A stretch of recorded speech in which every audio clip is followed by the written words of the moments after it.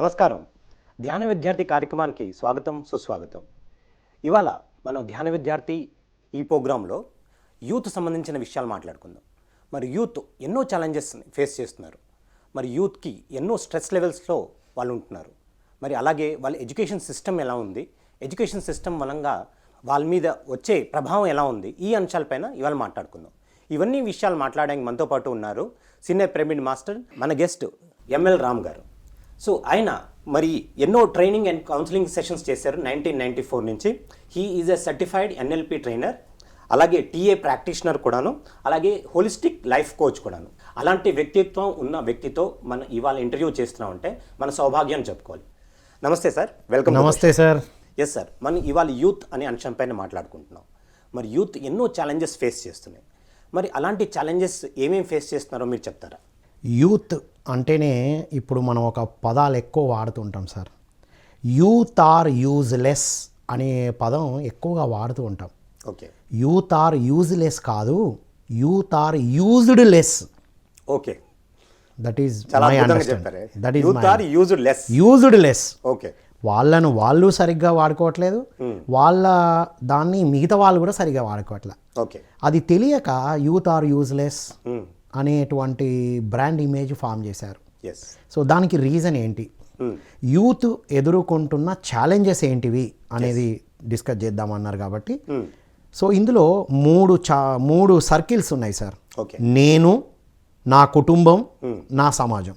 Okay. ఎవరికైనా మూడు ఉంటాయి. యువతకు ఇవి చాలా ఇంపార్టెంట్. ఓకే. నేను అంటే తనను తాను, నా కుటుంబం అంటే తన కుటుంబం, తన సమాజం. ఇప్పుడు ఎలా ఉన్నాడంటే, నేను, కుటుంబము, సమాజం ఉండాల్సింది, కుటుంబము సమాజము మధ్యలో ఈ నేను అనే యువత నలిగిపోతున్నాడు, శాండ్విచ్ అవుతున్నాడు. Okay. It's a sandwich issue, right? ఇటు ఫ్యామిలీ నుంచి వద్దాం. ఈ నేను అనేది తనకు ఫామ్ అవ్వక ముందు నుంచి ఫ్యామిలీలో ఏమి ట్యూన్ చేశారు, తల్లిదండ్రులు వారు పెంచబడిన విధానంతో ఎలాగైతే పెంచబడ్డారో ఆ విధంగానే పెంచుతున్నారు కొంతమంది. ఓకే. ఇంకొంతమంది నేను ఇలా పెంచబడ్డాను, నాకు ఇవి అందలేదు కాబట్టి నా పిల్లలకి ఇంకా అద్భుతంగా అందాలని పెంచేవాళ్ళు మరొక సెక్టార్ తల్లిదండ్రులు. ఓకే. సో ఇక్కడ ఏమైంది, వాళ్ళు ఎలా పెంచబడ్డారో పెంచేవాళ్ళు కొంతమంది, వాళ్ళలా కాకుండా మా పిల్లలు ఇంకా డిఫరెంట్గా ఉండాలని ఇంకొక వర్గం వారు పెంచుతున్నారు. ఎస్. సో అందులో ఎవరు ఎలా అనుకున్నా ఇక్కడ జరుగుతున్నది ఫ్యామిలీలో కంపారిజన్, పోలిస్తూ ఉన్నారు. ఎస్. ఎవరితో? ఇంట్లో వాళ్ళతో, బయటి వాళ్ళతో, వాళ్ళ రిలేటివ్స్లో ఎవరున్నారో వాళ్ళతో. విజయం సాధిస్తే 98% వచ్చినా సరే వారికి 99 వచ్చిందని పోలుస్తారు. ఓకే. 48% వచ్చినా 47 అంటే 49 వచ్చిన వాళ్ళతో పోలుస్తారు. అంటే ఈ పోలిక అనేది పోటీకి దారితీస్తుంది. ఓకే. అంటే సాధించిన మార్కులే కొలమానం, ఉన్న ఎడ్యుకేషనే కొలమానం అన్న దాంట్లో యువతకి ప్రోగ్రామింగ్ జరుగుతుంది ఫ్యామిలీలో, చాలామంది యువత. ఇంకా వాళ్ళు ఏం చేస్తున్నారు, ఏం చేయాలో తెలియని కన్ఫ్యూజన్ ఇక్కడ నేను ఫామ్ అయిపోయింది. ఈ పోటీతత్వము, ఈ పోలిక, తర్వాత ఇంట్లో వాళ్ళే కాదు, నైబర్స్ ఎవరైనా వచ్చారనుకోండి, నైబర్స్ కూడా అంతే. అయ్యయ్యో మా వాళ్ళు ఇలా ఎదిగారే, నీకు ఇంకా సాధ్యం అవ్వలేదా? వాడు చదువులో ఒక ప్రశ్న వేస్తారు, మార్కుల్లో ఒక ప్రశ్న, మార్కులు అన్నీ సాధించి ఉద్యోగం చేస్తున్న వాడిని కూడా పోలిస్తారు. అయ్యో ఉద్యోగం చేసి చాలా రోజులైంది, పెళ్ళి అవ్వలేదా? అయ్యో మా వాడికి పెళ్ళి అయిపోయింది, ఇలా మంచి అమ్మాయి వచ్చింది. సో ఫ్యామిలీ అంతా కూడా ఒక పోలిక చట్టంలో ఈ పోల్చి ఈ నేను ఫామ్ అయిపోయింది యువతలో. ఏం ఫామ్ అయింది, నేను ఎదుటి వాళ్లకు నచ్చాలి అంటే వాళ్ళకు నచ్చినట్టు నేను ఉండాలి, నాకు నచ్చినట్టు నేను లేకుండా వేరే వాళ్ళకి ఎలా నచ్చాలో అలా తయారవడానికి యువత ప్రయత్నం చేస్తుంటారు. అదొక సెక్టారు. ఇంకొక సెక్టారు, నేను నాలాగే ఉంటా, ఎవరేమనుకుంటే నాకేంటి. ఇప్పుడు ఇంతమంది ఇన్ని రకాలు చేశారు కదా, నేను ఇలాగే ఉంటా అని కొంతమంది, లేదు ఇప్పుడు నన్ను ఒప్పుకోరు కాబట్టి, ఇప్పుడు పేరెంట్సే ఒప్పుకోలే, నైబర్సే ఒప్పుకోలే, అందరు ఒప్పుకోవాలంటే ఎలా ఉండాలో కొన్ని అనవి కాని అంటే సరికాని ఒప్పందాలను సరికాని నమ్మకాలను ఏర్పాటు చేసుకున్నారు కొంతమంది. ఓకే. సో ఈ ఐకి ఏమైంది, ఇది ఫ్యామిలీ నుంచి వచ్చిన ఇష్యూ. మరి ఈ ఐ ఏం జరిగింది, ఇంకా తనకు ఏం కావాలో తెలియక కొంతమంది, ఏం కావాలో తెలుసు కానీ అనుకున్నవి జరగక కొంతమంది. ఓకే. ఈ ఫ్యామిలీ అనే బ్రెడ్ నుంచి స్టార్ట్ అయింది కదా, ఫస్ట్ బ్రెడ్, మధ్యలో అంతా కర్రీ నలిగిపోతుందిగా ఐ. తర్వాత ఇది ఇక్కడి నుంచి రిఫ్లెక్ట్ అయ్యి సమాజంకి వెళ్ళిపోయింది. సొసైటీ, సమాజంలో ఎవరు ఉన్నారు, వాళ్ళ లెక్చరర్స్, వాళ్ళ ఫ్రెండ్స్, పీర్ గ్రూప్, వాళ్ళ ఏజ్ గ్రూప్ వాళ్ళు. ఇక్కడి నుంచి మళ్ళీ స్టార్ట్. ఫ్యామిలీలో ఏది జరిగిందో వాడు ఒక ప్రోగ్రామింగ్ చేసేసుకున్నాడు. నా లైఫ్ ఇలా కాదు, ఇలా ఉండాలి, ఇలా ఉండొద్దు అని ఒకటి ఫామ్ చేసేసుకున్నాడు. కుటుంబంలో, నైబర్స్తో, బంధువులతో పడిన నలిగిన పిండి అంతా ఇక్కడ తనను ఒక రా మెటీరియల్ లాగా ఫామ్ చేసుకున్నాడు. సో అంతటితో ఆగలా, మళ్ళీ ఇటు సోషల్ నుంచి వస్తూ ఉంటుంది. పీర్ గ్రూప్ అంటే వాళ్ళ ఏజ్ గ్రూప్ వాళ్ళు, అరే నేను ఇలా సాధించాను, నేను అలా సాధించానని వాడు చెప్తూ ఉంటాడు. ఈ పీర్స్ దగ్గర ఏమవుతుందంటే వీడు ఓపెన్ అయ్యి చెప్పినప్పుడు ఏదో ఎదుర్కొంటాడు. వీడు ఓపెన్గా చెప్పాడని ఆట పట్టించడానికి ఎక్కడో వాడుకుంటాడు. అరే అయితే ఇలా ఉండొద్దని. ఒక దగ్గర ఓపెన్ అవ్వకుండా ఉంటాడు. ఓపెన్ అవ్వకపోవడం వల్ల ఇంకొన్ని ఇబ్బందులు ఎదుర్కొంటాడు. అంటే ఇటు సొసైటీ నుండి, అంటే పీర్స్, లెక్చరర్స్ నుండి, ఇటు ఫ్యామిలీ నుండి ఫామ్ అయిందే ఈ నేను అనే యువత శాండ్విచ్ లాగా నలుగుతున్న సమస్యలు. ఇప్పటిదాకా ఇది జరుగుతున్నా తన రిమోట్ తన చేతుల్లో ఉన్నది అని తెలుసుకునేటప్పటికే లైఫ్ 35-40 అయిపోయింది. ఇప్పటికే ఇది తెలుసుకోవాలంటే ఇవి ఛాలెంజెస్. వ్యక్తిగత సమస్యలు ఏంటి, క్లారిటీ లేకపోవడం, లేదా అతి విశ్వాసం ఉండడం, ఓవర్ కాన్ఫిడెన్స్ ఉండడం, కాన్ఫిడెన్స్ లేకుండా ఉండడం. సో ఇక్కడ ఏం ఫామ్ అయింది, ఈ ఫ్యామిలీ వల్ల, తర్వాత ఇక్కడ ఉన్న సొసైటీ, పీర్స్, లెక్చరర్స్, వీళ్ళ వల్ల తనకేం ఫామ్ అయింది అంటే ASK, ask, attitude, skill, knowledge. Okay.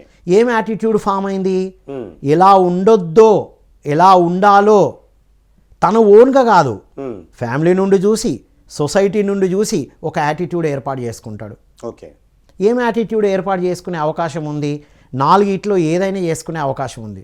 ఒకటి విన్ లూజ్, ఎవరెక్కడ పోతే నాకేంటి, నా విజయం నాది. ఓకే. పిల్లలు అరే యూత్ ఎందుకు ఇంత సెల్ఫిష్ ఉంటారు అంటాం. మనం గతంకి వెళ్తే తెలుస్తుంది. వాడి స్కూల్ లైఫ్లో, కాలేజ్ లైఫ్లో వాడి పేరెంట్స్, నైబర్స్ ఏం చేశారో ఇక్కడ రిఫ్లెక్ట్ అవుతుంది. ఈ సమాజంలో ఆ ఒక వ్యక్తిత్వం రిఫ్లెక్ట్ అవుతుంది. అది ట్రాన్సాక్షన్ అండ్ అనాలిసిస్లో డీటెయిల్గా తెలుసుకుంటాం మనం. సో ఇప్పుడు ఇక్కడ ఏం ఫామ్ అయింది, నేను మాత్రమే విజయించాలి, విన్ లూజ్, ఎవరు ఎక్కడైనా పోని నేను విజయం సాధించాలి. ఇంకా డబ్బు మీద, ఇంకా డిఫరెంట్ ఎంజాయ్మెంట్ మీద అక్కడ కంట్రోల్ చేశారు కాబట్టి ఇక్కడ లూజ్గా ఉండాలి, లేదా అక్కడ లూజ్గా వదిలారు కాబట్టి ఇక్కడ కంట్రోల్ ఉండాలి అనేది యాటిట్యూడ్ ఫామ్ చేసుకున్నాడు. ఒకటి ఓకే, విన్ లూజ్, నేనే విజయం సాధించాలి, మిగతా వాళ్ళ సంగతి నాకు అవసరం లేదు. ఇంకొక యాటిట్యూడ్ కూడా ఫామ్ అయ్యే అవకాశం ఉంది ఈ రెండు శాండ్విచ్ మధ్యలో. Okay, lose win. కొన్ని సంఘటనలు చూశారు కదా, లేదు నువ్వు విజయం సాధించు, నీకోసం నేను ఏదైనా చేస్తా అని ఈ టైప్లో ఉంటారు. తను విజయం అంటే ఎదుటి వాళ్ళు విజయం సాధించడానికి తనను తాను కోల్పోతూ ఉంటాడు. అంటే వాళ్ళ ఫ్రెండ్స్ అవ్వచ్చు, ఎవరైనా పేరెంట్స్ అవ్వచ్చు, లేకపోతే వాళ్ళ టీచర్స్ అవ్వచ్చు, ఎనీబడి. ఈ రెండిటి మధ్యన ఫామ్ అయిన వాళ్ళని నిలబెట్టడం కోసం కరిగిపోతూ ఉంటాడు క్యాండిల్ లాగా, ఒక క్యాండిల్ లాగా కరిగిపోతూ ఉంటాడు. రైట్, ఇదో రెండో యాటిట్యూడ్. మూడో యాటిట్యూడ్ లూజ్.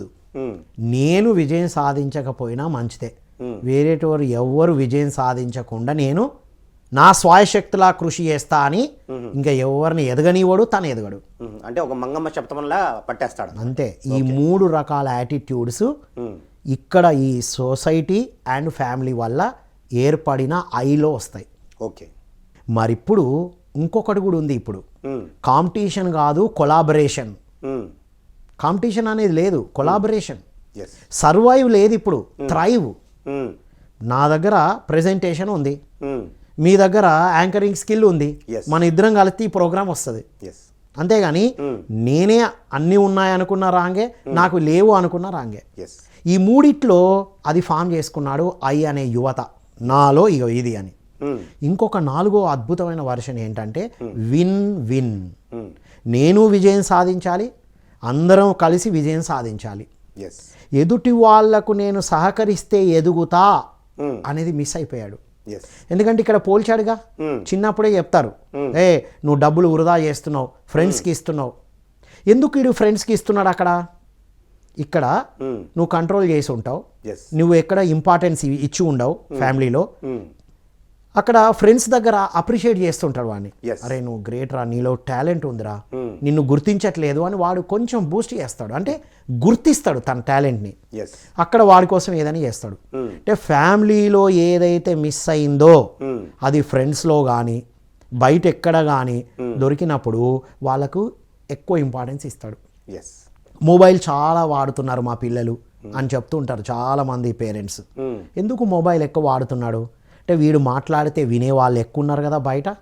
నువ్వు వాడు మాట్లాడుతుంటే పేరెంట్సే వింటే, అన్న తమ్ములు ఇంట్లో వింటే కనుక వాడు ఫోనే మాట్లాడగా. కరెక్ట్. ఇక్కడ వినేవాళ్ళు లేకపోవడం వల్ల ఫోన్లో ఎక్కువ ఉంటున్నాడు. అంటే మన ఫ్యామిలీలో అలాంటి లేకపోతే, ఆ సపోర్ట్ సిస్టమ్ లేకపోతే కనుక అతను బయట వెతకడం మొదలు పెడతారు, సమాజంలో వెతకడం మొదలు పెడతారు. అదే జరుగుతుంది. ఇప్పుడు యూత్లో ఎమోషన్స్ ఎక్కువ ఉంటాయి కదా. ఎమోషన్స్ ఎవరైతే తనకు పాజిటివ్ ఎమోషన్ కనెక్ట్ అయిపోతాడు. అది ఏ ఎమోషన్ అయినా కావచ్చు. ఇక్కడ లవ్ మిస్ అయితే అక్కడ లవ్ని వెతుకుతాడు. ఇక్కడ హేట్రెడ్ మిస్ అయింది అనుకో, బయట హేట్రెడ్ని తట్టుకోలేని స్థితి వస్తుంది. ఇక్కడ 2 రకాల పేరెంటింగ్ జరిగిందిగా. సో కాబట్టి win lose, lose win, lose form అవుతుంది. మనం ఇక్కడ ధ్యాన సాధన వల్ల ఆధ్యాత్మిక సాధన, ఆధ్యాత్మికత అంటే ఎప్పుడో ఏజ్ వచ్చిన తర్వాత, వయసు అయిపోయిన తర్వాత, రిటైర్డ్ అయిన తర్వాత ప్రాక్టీస్ చేసేది అనే ఒక మిత్, ఒక అపోహ ఉంది. కాదు. వివేకానందుల వారు 14వ ఏటనే సాధన చేశారు, ధ్యాన సాధన. వారు ఎంత క్లియర్గా ఉన్నారు, all powers are within you, you can do anything and everything అని ఎలా చెప్పగలిగారు? వారు సాధన చేశారు కాబట్టి. Strength is life, weakness is death అని ఎలా చెప్పగలిగారు? మామూలు యువతనే కదా, అందరిలాగే పెరిగాడుగా, సాధన చేశాడు. ఇప్పుడు రాముల వారు గ్రేట్ అంటున్నాం, జై శ్రీరామ్ జై శ్రీరామ్ అని ప్రపంచమంతా, జై హనుమాన్ అని యువత అంతా అప్రిషియేట్ చేస్తున్నారు కదా. మరి ఆ హనుమాను, ఆ రాముల వారు చిన్నప్పటి నుంచి చేసింది ఏంటి? ధ్యాన సాధన. ఈ ధ్యానం అనేది ఎంత ఎర్లీ ఏజ్లో సాధన చేస్తే ఈ విన్ లూజ్లో పెంచబడిన యాటిట్యూడ్, లూజ్లో ఉన్న యాటిట్యూడ్, లూజ్ విన్లో ఉన్న యాటిట్యూడ్ కంప్లీట్గా ట్రాన్స్ఫార్మ్ అయిపోతుంది. Yes sir. ఇప్పుడు మనం చూస్తే కనుక చాలామంది మీరు చెప్పినట్టుగా సరైన ఆ ఒక అభిప్రాయాలు వీళ్ళు యువత కనుక ఫ్యామిలీ తరఫు నుంచి, లేకపోతే వాళ్ళ ఒక స్కూళ్ళు, లేకపోతే వాళ్ళ పీర్ గ్రూప్ నుంచి వాళ్ళు సహకరించబోతే కనుక వాళ్ళు ఎంతో లెవెల్గా స్ట్రెస్ లెవెల్లోకి వెళ్ళిపోతున్నారు. ఎంతో అధికంగా స్ట్రెస్ ఫీల్ అయిపోయి దానికి వేరే దాంట్లోకి దారి తీస్తున్నారు. అంటే వాళ్ళు డ్రగ్స్ తీసుకోవడం కానీ, ఆల్కహాల్ కన్జంప్షన్ కానీ, సిగరెట్ స్మోకింగ్ కానీ, సో ఇలాంటి దానికి దారి తీస్తుంది. సో ఇలాంటి వాళ్ళని అన్నిటి నుంచి బయటపడాలంటే మరి యువతకి ఎలా గైడెన్స్ ఇవ్వాలంటారు? ఫస్ట్ అసలు రీజన్ ఏంటో తెలుసుకోవాలి. పెద్దవాళ్ళు, పేరెంట్స్ పిల్లల మీద మనకు చిన్నప్పటి నుండి చెప్పబడింది ఏంటంటే, పిల్లలు చిన్నప్పుడు బాగా పట్టుకుంటారు, పెద్దగా అయిన తర్వాత వింటలేరని వదిలేస్తారు. చిన్నప్పుడు చాలా డిసిప్లిన్ నేర్పిస్తారు, ఎలా ఉండాలో ఎలా ఉండొద్దో. వాడు స్నానం చేయకపోతే వాడిని బ్రతిమాలి చేపిస్తారు, లేదా ఒక చాక్లెట్ ఏదో ఇచ్చి చేపిస్తారు. ఈ పెద్దగా అయిన తర్వాత వాడు హాస్టల్లో ఉండి ఎందుకు స్నానం చేయట్లేదు, ఇక్కడ నుంచి వెళ్దాం, స్ట్రెస్ ఎందుకు వచ్చింది అనేది. అంటే పిల్లలు, పేరెంట్స్ డిసిప్లిన్ అంటే ఇది ఒక అవార్డుతో, ఒక అప్రిషియేషన్తో, లేదా ఒక పనిష్మెంట్తో నేర్పించారు. ఇది డిసిప్లిన్ అంటారు. పేరెంట్ ఈ డిసిప్లిన్ని సెల్ఫ్ డిసిప్లిన్ వచ్చే వరకు నేర్పియాలి. ఆ స్నానం చేయటం వలన బ్లడ్ సర్క్యులేషన్ బాగా జరుగుతుంది. ఇవాళ నువ్వు స్నానం చేయకపోతే, సోప్ రాసుకొని నీళ్లు పైన పడకపోతే నీ బ్లడ్ సర్క్యులేషన్ అంతా, రాత్రి జరిగిన ఆ ప్రాసెస్ అంతా రిలీజ్ అవ్వదు అనే గనక ఇంపార్టెన్స్ తెలిస్తే వాడు హాస్టల్లో ఉన్నా ఎక్కడున్నా ప్రతిరోజు స్నానం చేస్తాడు.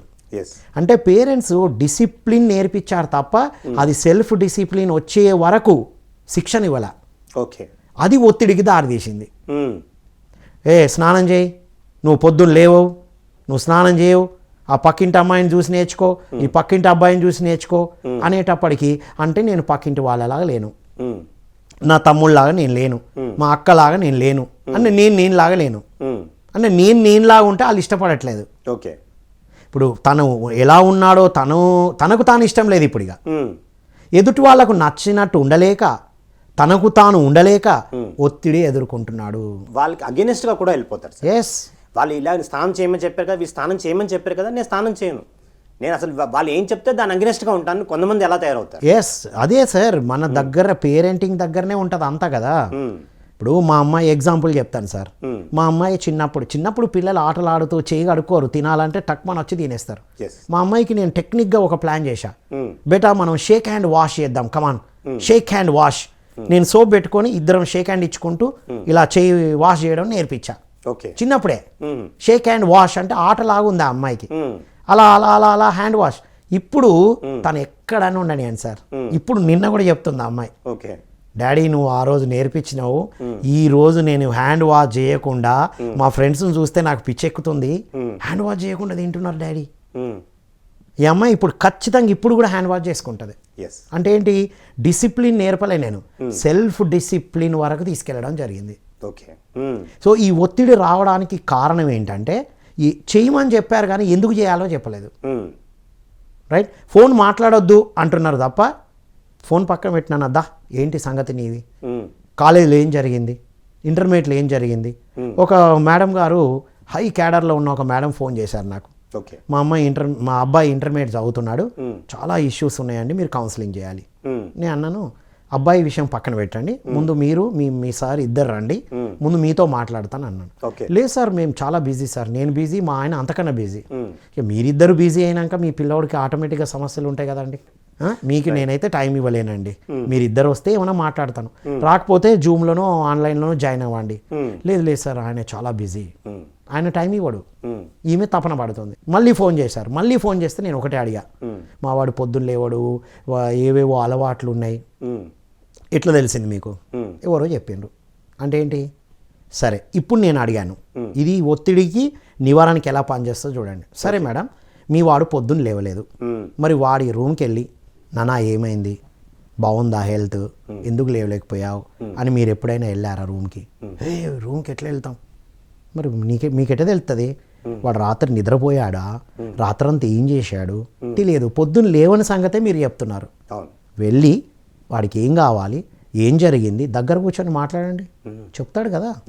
వాడితో మాట్లాడట్లేదు, మ్యాప్ వేసేసుకున్నారు వీళ్ళు. కొంతమంది పేరెంట్స్, కొంతమంది అతి గారాభం, వాడికి ఏది రాకముందే వీళ్ళే ఇచ్చేస్తారు, వాడు దగ్గక ముందే ఇగో ఇది వేసుకో, ఇది టూ మచ్ అయిపోయింది.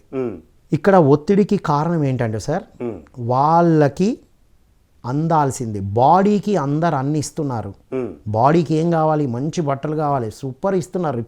ఇప్పుడు జనరేషన్కి బట్టల కొదవలేదు, షూస్ కొదవలేదు, స్పెట్స్ ఉంటే రకరకాల స్పెట్స్, వాచ్లు ఉంటే రకరకాల వాచ్లు, ల్యాప్టాప్లు, గ్యాడ్జెట్స్, ఇవంతా బాడీకి ఇస్తున్నారు. వాడి సోల్కి ఏమి ఇస్తున్నారు, ఏం కావాలి సోల్కి, రైట్ అండర్స్టాండింగ్, రైట్ ఫీలింగ్స్, వాళ్ళలో ఉన్న రైట్ అండర్స్టాండింగ్ని, రైట్ ఫీలింగ్స్ని వ్యక్తపరచాలి. బేడా నువ్వు అంటే నాకు ఇష్టం బేటా అని అప్పుడప్పుడు చెప్పారా, పిల్లల్ని దగ్గరికి తీసుకొని హగ్ ఇచ్చారా? ఎదిగిన పిల్లలకి, అబ్బాయి అయితే తల్లి ఎదిగిన అబ్బాయికి హగ్ ఇవ్వాలి. ఇది చూసే పిల్లవాళ్ళు కూడా, యూత్ కూడా వెళ్ళి అబ్బాయి అయితే వాళ్ళ అమ్మని హగ్ తీసుకోండి, మీరు ఎంత పెద్దగానే ఎదగండి. అమ్మాయి అయితే తండ్రి హగ్ ఇవ్వాలి. ఎక్కడుంది, పిల్లలు ఎదిగిన తర్వాత టచ్ కూడా చేయం మనం, పక్కోళ్ళకి వాళ్ళకి వీళ్ళకి షేక్ హ్యాండ్ ఇస్తాం, అలాయి బలాయి తీసుకుంటాం బయటికి పోయి. మన పిల్లలకి ఎప్పుడైనా ఇచ్చారా అండి? ఇప్పుడు direct question to the parents, మీ పిల్లలకి ఈ మధ్యనో ఎప్పుడు హగ్ ఇచ్చారు, ఐ లవ్ యూ బేటా అని ఎప్పుడు చెప్పారు? మీరు ఇష్టమని పక్కోళ్ళకి చెప్తారు, థ్యాంక్ యూ సో మచ్ అని ఎవరో ఆఫీస్లో పెన్ ఇస్తే 3 సార్లు థ్యాంక్ యూ చెప్తాము, కానీ మన పిల్లలకి చెప్పామా? పేరెంట్ దగ్గర నుంచి రావాలి. అండ్ వైస్ వర్సా, పేరెంట్స్ ఎలా ఉన్నా పిల్లలు కూడా మీ పేరెంట్స్కి ఐ లవ్ యూ నాన్న, ఐ లవ్ యూ మమ్మీ అని చెప్పారా?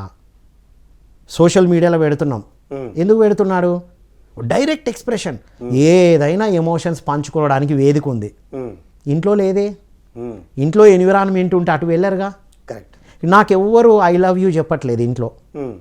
నువ్వంటే నాకు ఇష్టం అని నా చిన్నప్పటి నుంచి ఎవరు చెప్పలా. అప్పుడు ఎలా ఉంటుంది సార్? నేనంటే ఎవరికి ఇష్టం లేదు, నాకు నేను ఇష్టపడగా. నాకు నేను ఇష్టపడనప్పుడు నాకు నేను హాని చేసుకునే అలవాట్లు చేసుకుంటాను. నేను డ్రింక్ చేసి మర్చిపోవడం, డ్రగ్స్ తీసుకొని మర్చిపోవడం, ఓవారు సినిమాలు చూసి మర్చిపోవడం. నా మైండ్ ఒక దగ్గర కూర్చొని ఎట్లా? ఎందుకు నన్ను ఎవరు ఇష్టపడతాను? నా అమ్మ చెప్పలే, నాన్న చెప్పలే, తల్లిదండ్రులు, అక్క, తమ్ముడు, చెల్లి ఎవరు చెప్పలే. కనీసం టీచర్లనే చెప్తారంటే వాళ్ళు కూడా చెప్పలే. అరే నువ్వు ఇది చేయలేదు, నువ్వు అది చేయలేదు, ఈ ప్రాజెక్ట్ చేయలేదు, ఆ ప్రాజెక్ట్ చేయలేదు, ఇన్ని బ్యాక్లాగ్స్ ఉన్నాయి యాదవా. నోరు ఉన్నది అప్రిషియేట్ చేయడానికి, నోరు ఉన్నది ప్రేమను వ్యక్తపరచడానికి, కేవలం నెగిటివ్ చెప్పడానికే కాదు అనేది పెద్దవాళ్ళు తెలుసుకుంటే. ఇప్పుడున్న యువతకి అన్ని ఆప్షన్స్, గ్యాజెట్ చేతులకు వచ్చింది. అదే గ్యాజెట్లో ఇవి చూడొచ్చుగా. నీకు అందని దాన్ని బయట వెతుకుతున్నావు కదా, దానివల్ల ఎంత హాని అవుతుందని వాళ్ళు ఆలోచించచ్చుగా. సార్, స్ట్రెస్తో ఉండడానికి, రకరకాల అలవాట్లకు పోవడానికి వాడికి ఎక్కడో ఇన్కంప్లీట్ ఉంది. ఇప్పుడు ఈ ధ్యాన సాధన చేసినప్పుడు కళ్ళు రెండు మూసుకొని శ్వాస మీద ధ్యాస పెట్టి ధ్యానం చేస్తే ఈ శరీరము, మనస్సు మొత్తం శూన్యమైపోతుంది. మనసులో ఏముంది వాడికి, యూత్కి? చిన్నప్పటి నుండి తల్లిదండ్రులు ఏమేమి మాట్లాడారు, ఏమేం చెప్పారు, కాలేజీలో ఏం జరిగింది, కాలేజీలో ఎన్నిసార్లు పరువు పోయింది, పీర్స్ ఎంతమంది ఎన్నిసార్లు పోలిక చేశారు, ఇవన్నీ మైండ్లో ఉంటాయి. ఆ మైండ్ కంప్లీట్గా ధ్యాన సాధన చేసి రెగ్యులర్గా సాధన చేస్తూ చేస్తూ మంచి మ్యూజిక్ వింటూ సాధన చేసినప్పుడు మనసు కంప్లీట్గా శూన్యం అవుతుంది. మనసు ఎప్పుడైతే శూన్యం అవుతుందో భావాలను అర్థం చేసుకుంటాడు. ఓ, నాలో ఉండాల్సిన పాజిటివ్ భావాలకు బదులు నెగిటివ్ భావాలు ఉన్నాయి. తర్వాత ఇంటెలెక్చువల్ డెవలప్మెంట్ జరుగుతుంది ధ్యానంతో. ఓహో, నాకు ఇది జరిగిందా, ఓ నా తల్లిదండ్రులను ఎంచుకున్నది నేనేనా, సో ఇలాంటి తల్లిదండ్రులను నేను ఎంచుకున్నా. అప్పుడు బ్లేమింగ్ నేచర్ ఉండే, ఇక్కడ బ్లేమ్ చేయడు. Oh it is my choice, నా జీవితం నా చాయిసే, నా స్టడీస్ నా చాయిసే. ఒకవేళ చాయిస్ లేకుండా నేను ఈ ఎడ్యుకేషన్లోకి వచ్చినా ఇప్పుడు నేను ఎదగడంలో నా చాయిస్ ఉంది. ఇప్పుడు గూగుల్ మాత ఉంది, ఎదగడానికి కావాల్సిన అన్ని ఇచ్చానుగా. అన్నీ ఉన్నాయి కానీ అల్లుడి నోట్ల శనిలాగా గతంలోనే ఉంటున్నారు. యువత మర్చిపోయి గతంలో లేకపోయినా పేరెంటో, పీరో, లెక్చరరో గతంకి లాగేస్తున్నారు. ఇప్పుడు ఒక అబ్బాయి కలిశాడు సార్, ఎప్పటి నుంచో తెలిసిన అబ్బాయి. ఏం అడుగుతాం మనం జనరల్గా? ఎరా ఏం చేస్తున్నావు, అప్పుడు డిగ్రీలో ఫెయిల్ అయినావు, ఏం సంగతి? వాడు ఎప్పుడో మర్చిపోయాడు, పీజీ చేసుకున్నాడు, మంచి జాబ్ చేస్తున్నాడు. మరి ఏం అడుగుతాం మనం? అక్కడికి తీసుకెళ్ళిపోతాం. పోనీ అలా వెళ్ళినప్పుడు తను ఏం చేయాలో, తన దగ్గర ఏమైనా సబ్జెక్ట్ ఉందా, దానికోసం ఏమైనా చేస్తున్నాడా?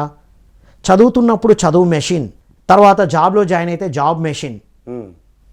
జాబ్ వస్తే అలా ఉంటుంది, జాబ్ వస్తే ఇలా ఉంటుంది, జాబ్ వస్తే అలా ఉంటుంది అని మనం కూడా పిక్చర్ చూపిస్తూ ఉంటాం. పేరెంట్స్ బాగా చదివితే మంచి జాబ్ వస్తుంది. నిజంగానా? చదువుకుంటే జాబ్లు వస్తాయా? ఆ భ్రమంలోనే జాబ్ల కోసం ఎదురు చూస్తున్నారు చాలామంది. చదువుకుంటే జాబు కాదు, ఏం కావాలో, ఎలా జీవించాలో తెలుస్తుంది అని వీళ్ళు చెప్పాలి. ఇప్పుడున్న యువత కూడా అర్థం చేసుకోవాలి. నేను చదువుకుంటే, నా క్వాలిఫికేషన్ పెంచుకుంటే నాకేం కావాలి, నాకేం వద్దు, నేను ఎలా జీవించాలి, ఎలా జీవించొద్దు నాకు తెలుస్తుంది కాబట్టి చదువుకుంటా అని చదువుకోవాలి. అప్పుడు ఈ ఒత్తిడి నుంచి బయటపడతారు. సార్, ఇప్పుడు మన స్ట్రెస్ గురించి మాట్లాడుకున్నాం. మరి యువతకి ఎంతో హాని కలిగిస్తుంది, ఎన్నో అలవాట్లకి, దురలవాట్లకి దారితీస్తుంది. మరి దీని ఒక సొల్యూషన్ ఏంటంటారు? దీనికి సొల్యూషన్స్ చాలా ఉన్నాయి సార్. అందులో ది బెస్ట్ సొల్యూషన్ ఈస్ ధ్యాన సాధన చేయడం. ఇప్పుడు అతిగా ఆలోచించేవాడు కూర్చుంటే ఇంకెక్కువ ఆలోచనలు వస్తాయి. దానికన్నా బ్రిస్క్ వాకింగ్ చేయొచ్చు, స్కై వాకింగ్ చేయొచ్చు. ముందు మైండ్ని ప్రజెంట్లోకి తేవాలి, వాడికి వాడు రియలైజ్ అవ్వాలి. సో ఇన్ని రోజులు ఇలా జరిగింది, ఇక నుంచి నేను ఇలా ఉండొద్దు, రైట్? ఇప్పుడు నేను అందరూ అన్నిట్లో విజయం సాధించరు అనే విషయం తెలుసుకోవాలి. అందరూ అన్నిట్లో విజయం సాధించరు. మనం ఏం చేస్తున్నాం?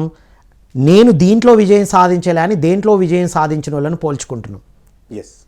అంతే కదా సార్? దేవి శ్రీ ప్రసాద్ లాగా నేను మ్యూజిక్ ప్లే చేయలేకపోతున్నాను అని రామ్ చరణ్ తేజ బాధపడడంలో అర్థం ఉంటుందా సార్? దేవిశ్రీ ప్రసాద్ మ్యూజిక్లో మాస్టర్, రామ్ చరణ్ తేజ్ డాన్స్లో, యాక్టింగ్లో మాస్టర్, రైట్? కాబట్టి అందరూ అన్నిట్లో విజయం సాధించరు.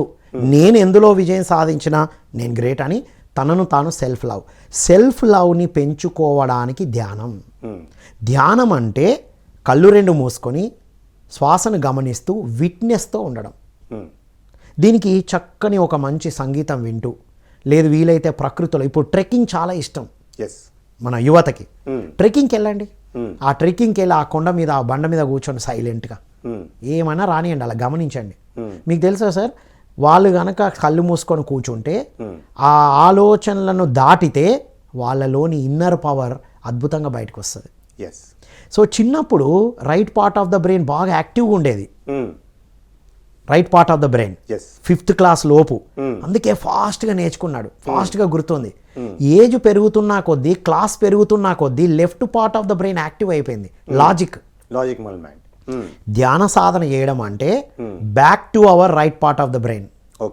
కళ్ళు మూసుకున్నప్పుడు ఈ లాజిక్లు అన్నీ పోతాయి. రెగ్యులర్గా ఒక 41 రోజులు ఒక ఆశ్రమానికి వెళ్ళి, లేకపోతే బెంగళూరు, లేకపోతే కడతాల్ లాంటి ప్లేస్కి వెళ్ళి అక్కడ సర్వీస్ చేస్తూ సాధన చేస్తే అద్భుతంగా ఉంటుంది. Right part of the brain కూడా యాక్టివేట్ అయ్యి చిన్నప్పుడు తను ఎలా ఉండేవాడో అది బయటకు వచ్చి left part of the brain, right part of the brain మధ్యన లింక్ ఏర్పడుతుంది.